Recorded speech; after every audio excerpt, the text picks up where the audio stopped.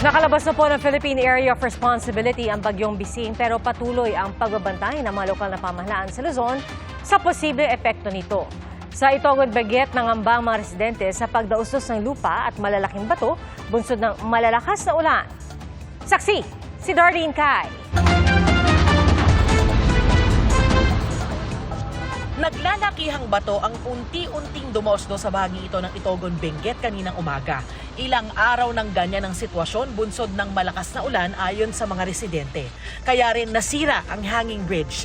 Agad lumipat sa mas ligtas na lugar ang mga residente. Talagang nininirvyos kami Hindi kami nakatulog lalo na nung nag-start yun mga hapon na. Malapit nang dumilim.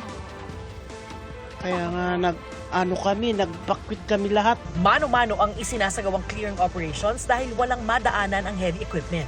Minamadali na rin ito dahil kung magtuloy-tuloy ang buhos ng ulan, maaaring mapinsala ng pagdaos-dos ng mga bato ang mga bahay at kalapit na eskwelahan. Mahigpit munang ipinagbabawal ang pagmimina sa buong bayan. Binabantayan din ang iba pang landslide-prone area sa Cordillera. Isa sa mga babantayan po natin dito is yung ating probinsya ng Abra at probinsya ng Apayao dahil nga sila ay nandoon sa extreme north ng Cordillera.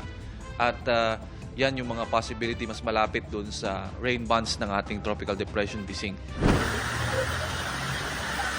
Sa Baguio City, bumaha sa ilang lugar nitong mga nakaraang araw. Gumagawa na raw ng paraan ng lokal na pamahalaan para hindi maipon ang tubig. May pagbaha rin sa ilang bahagi ng Candon City, Ilocos Sur.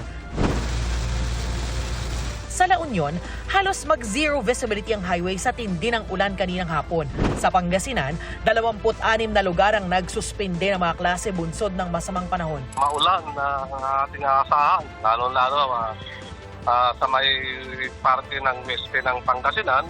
Saan natin na yung forecast rainfall natin dyan is 100 to 200 mm. Bahagyan namang tumaas ang level ng tubig sa Pansan River sa Lawag, Ilocos Norte. Binasa ng panakanak ang pag-ulan ng mga palayan at sinamantala ito ng ilang magsasaka para magtanim. Wala munang nangangahas pumalaot dahil sa malalakas na alon. May mga nag-harvest na ng alaga nilang tilapia para hindi raw maanod. Suspendido muna ang water-related activities sa Pagudpod habang nakataas ang signal number 1. Naka-alerto rin ang mga residente sa coastal area sa iba't ibang bayan. Ready naman na po lahat yung mga kailangan na paghandaan. Nag-preposition na po ng mga family food packs sa mga particularly sa Corimao, sa Pasukin, and this morning sa Pagudpod. Sa Calayan, Cagayan, bumuti ang lagay ng panahon ngayong araw kaya pinayagan na ang biyahe ng mga ferry na natigil kahapon. Pero naka-alerto pa rin ang buong probinsya sa posibleng epekto ng Bagyong Bising.